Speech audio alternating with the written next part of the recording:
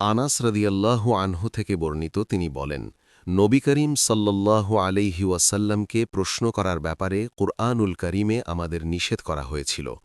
আমরা পছন্দ করতাম গ্রাম থেকে কোনো বুদ্ধিমান ব্যক্তি এসে তার কাছে প্রশ্ন করুক আর আমরা তা শুনি।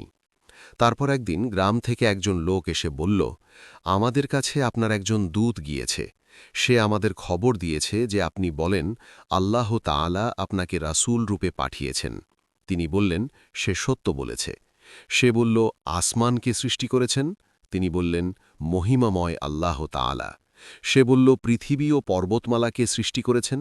তিনি বললেন, মহিমাময় আল্লাহ তাআলা। সে বলল, এসবের মধ্যে উপকারী বস্তুসমূহ কে রেখেছেন? তিনি বললেন, মহিমাময় আল্লাহ তাআলা।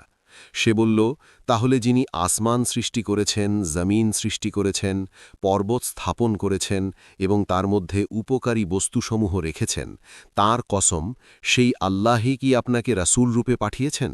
তিনি বললেন, হ্যাঁ।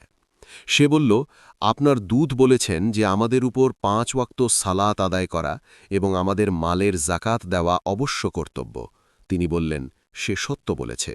সে বলল, যিনি আপনাকে রাসূল করে পাঠিয়েছেন তার কসম, আল্লাহই কি আপনাকে এর আদেশ দিয়েছেন? তিনি বললেন, হ্যাঁ। সে বলল, আপনার দূত বলেছেন যে আমাদের মধ্যে যার যাতায়াতের সামর্থ্য আছে তার উপর বাইতুল্লাহর হজ করা অবশ্য কর্তব্য।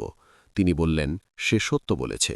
সে বলল, যিনি আপনাকে সত্য দিন দিয়ে পাঠিয়েছেন তার কসম, আমি এতে কিছু বাড়াবও না, কমাবও না। নবী সাল্লাল্লাহু আলাইহি ওয়াসাল্লাম বললেন, সে যদি সত্য বলে থাকে তবে অবশ্যই সে জান্নাতে দাখিল হবে।